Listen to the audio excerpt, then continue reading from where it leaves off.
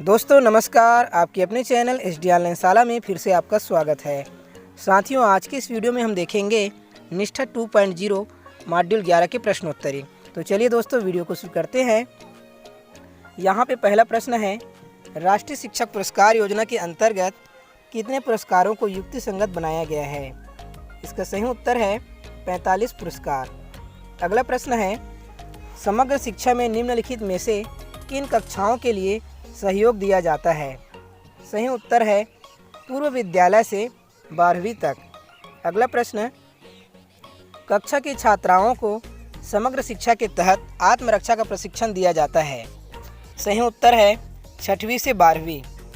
अगला प्रश्न है, शिक्षा का अधिकार अधिनियम 2009 के तहत सभी निजी विद्यालयों को आर्थिक रूप से कमजोर पृष्ठभूमि से आने वाले बच्चों के लिए अपनी सीटों का खाली स्थान प्रतिशत आरक्षित करना आवश्यक है। सही उत्तर है 25%। अगला प्रश्न है, निम्न में से कौन मध्याह्न भोजन योजना का दृष्टिकोण नहीं है? सही उत्तर है अतिथि भोजन। अगला प्रश्न है, केंद्र प्रायोजित योजना ऐसी योजनाएं हैं जो खालिस्तान सरकारों द्वारा कार्यान्वित की जाती है, लेकिन खालिस्तान सरकार द्वारा बड़े पैमाने पर वित्त पोषित होती है। सही उत्तर है राज्य संघ राज्य क्षेत्र केंद्रीय। अगला प्रश्न है, वास्तविक समय में डेटा एकत्र करने के लिए सरकार द्वारा शुरू किया गया ऑनलाइन पोर्टल। इसका सही उत्तर है यूडाइस एकीकृत जिला शिक्षा सूचना प्रणाली। नेक्स्ट प्रश्न है, समग्र शिक्षा योजना के मुख्य घटक। तो यहाँ पे 5 पॉइंट दिए गए हैं जिसे आप पढ़ सकते हैं। इसका सही उत्तर है पहला, दूसरा, तीसरा, चौथा, पाँचवा। अगला प्रश्न है, योजना खाली स्थान के तहत समझ के साथ पढ़ने की प्रक्रिया को सुविधाजनक बनाने के लिए पुस्तकालय संसाधनों का उपयोग किया गया है। सही उत्तर है पढ़े भारत बढ़े भारत। अगला प्रश्न है, ओडिशा में निम्नलिखित में से कौन सी प्रथा को सर्वोत्तम अभ्यास माना जाता है? सही उत्तर है मो विद्यालय अभियान। अगला प्रश्न, मनोदर्पण ऐप खाली स्थान के लिए है। इसका सही उत्तर है बच्चों के लिए मनोवैज्ञानिक सहायता। अगला प्रश्न, जिन्हें समग्र शिक्षा के तहत शुरू किया जा रहा है ताकि सीखने के प्रतिफलों का निष्पक्ष आकलन किया जा सके। इसका सही उत्तर है विद्यालय आधारित आकलन SBA।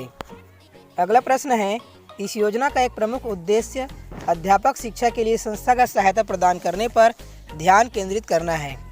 सही उत्तर है अध्यापक प्रशिक्षण के लिए नोडल एजेंसियों के रूप में SCRT, राज्य शिक्षा संस्थानों और डाइट का सुदृढ़ीकरण और उन्नयन। अगला प्रश्न है, समग्र शिक्षा में व्यावसायिक शिक्षा के लिए सहायता खाली स्थान के लिए है। सही उत्तर है सरकारी और सरकारी सहायता प्राप्त विद्यालय।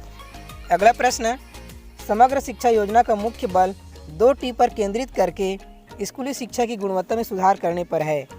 एक शिक्षक है और दूसरा खाली स्थान है। इसका सही उत्तर है प्रौद्योगिकी। नेक्स्ट प्रश्न है, स्कूली शिक्षा पर सभी जानकारी प्रदान करने के लिए देश भर के 15 लाख से अधिक विद्यालयों को जोड़ने के लिए शिक्षा मंत्रालय द्वारा शुरू किया गया पोर्टल। सही उत्तर है सगुन पोर्टल।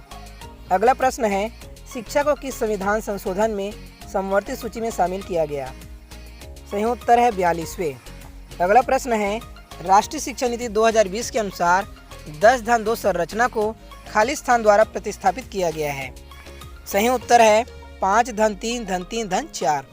अगला प्रश्न, समग्र शिक्षा के तहत विद्यालयों में आत्मरक्षा प्रशिक्षण का उद्देश्य खाली स्थान है। इसका सही उत्तर है लड़कियों की सुरक्षा सुनिश्चित करना। अगला प्रश्न, समग्र शिक्षा योजना को खाली स्थान पुनर्निर्मित किया गया। सही उत्तर है राष्ट्रीय शिक्षा नीति 2020 की अनुशंसाओं के आधार पर। नेक्स्ट प्रश्न है, पुनर्निर्मित समग्र शिक्षा के तहत कस्तूरबा गांधी बालिका विद्यालय का उन्नयन किया गया है। सही उत्तर है 6 से 12। अगला प्रश्न, संशोधित समग्र शिक्षा के तहत परिवहन सुविधा खाली स्थान के लिए है। सही उत्तर है माध्यमिक स्तर तक के सभी विद्यार्थी। अगला प्रश्न है, UDISE का पूरा नाम क्या है? इसका सही उत्तर है स्कूली शिक्षा पर एकीकृत जिला सूचना। नेक्स्ट प्रश्न, राज्यों और संघ राज्य क्षेत्रों में समग्र शिक्षा की कार्यान्वयन एजेंसी क्या है? सही उत्तर है राज्य कार्यान्वयन समिति। अगला प्रश्न है, भारत में समावेशी शिक्षा के इतिहास में निम्नलिखित में से कौन एक मील का पत्थर है? इसका सही उत्तर है सर्व शिक्षा अभियान 2000। नेक्स्ट प्रश्न है, निम्नलिखित में से कौन सा सुधार समग्र शिक्षा में हस्तक्षेप नहीं है? सही उत्तर है परामर्शदाताओं का प्रशिक्षण। अगला प्रश्न है, विभिन्न परिस्थितियों में सभी राज्यों और संघ राज्य क्षेत्रों द्वारा कार्यान्वित किए जा रहे नवाचारी और सफल मॉडलों को प्रदर्शित करके स्कूली शिक्षा को बदलने के लिए समग्र शिक्षा के तहत किसे तैयार किया गया है? सही उत्तर है डिजिटल रिपोजिटरी। नेक्स्ट प्रश्न, किस संगठन ने अधिगम के प्रतिफलों में सुधार के लिए एक संरचना बनाने के लिए एक प्रायोगिक सर्वेक्षण किया और विद्यालय आधारित आकलन आयोजित करने का निर्णय लिया? सही उत्तर है NCERT। अगला प्रश्न है, समग्र शिक्षा योजना का विजन क्या है? इसका सही उत्तर है शिक्षा के लिए सतत विकास लक्ष्यों के अनुसार प्री स्कूल से उच्चतर माध्यमिक स्तर तक समावेशी और समान गुणवत्ता वाली शिक्षा सुनिश्चित करना। नेक्स्ट प्रश्न है, परख खाली स्थान के साथ जुड़ा हुआ निकाय है? इसका सही जवाब है निष्पादन और समग्र विकास का आकलन। अगला प्रश्न है, 2018-19 तक स्वीकृत कुल 5970 कस्तूरबा गांधी बालिका विद्यालय में से कितने कार्यरत हैं? इसका सही जवाब है 4841। अगला प्रश्न है, समग्र शिक्षा का उद्देश्य विशेष आवश्यकता वाले सभी बच्चों को कक्षा खाली स्थान से एक निरंतरता में शामिल करना है। इसका सही जवाब है 1 से 12। अगला प्रश्न है, निष्पादन ग्रेडिंग संकेतक स्कूली शिक्षा पर राज्यों और संघ राज्य क्षेत्रों के निष्पादन संकेतकों पर ग्रेडिंग के उद्देश्य से है। यह ग्रेडिंग कितने संकेतकों पर की जाती है? सही जवाब है 70। अगला प्रश्न है, समग्र शिक्षा एक एकीकृत योजना है जिसमें सरकार की 3 पूर्ववर्ती केंद्र प्रायोजित योजनाएं हैं। सही उत्तर है सर्व शिक्षा अभियान SSA, राष्ट्रीय उच्चतर शिक्षा अभियान RMSA, शिक्षक शिक्षा। अगला प्रश्न, प्रारंभिक विद्यालयों तक पहुंचने के लिए कक्षा 1 से 8 के बच्चों को समग्र शिक्षा योजना के तहत परिवहन और अनुरक्षक सुविधा के लाभार्थी कौन है? इसका सही उत्तर है विशेष आवश्यकता वाले बच्चे।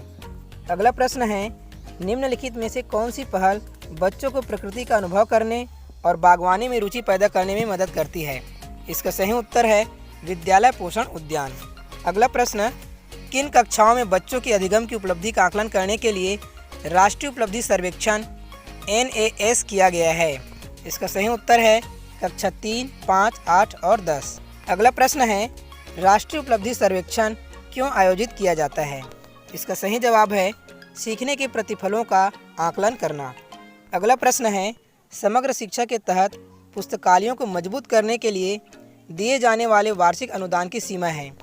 सही जवाब है 5000 रुपये से लेकर 20,000 रुपये तक। इस प्रकार हमारा प्रश्नोत्तर यहीं पे ख़त्म होता है। Thanks for watching my video.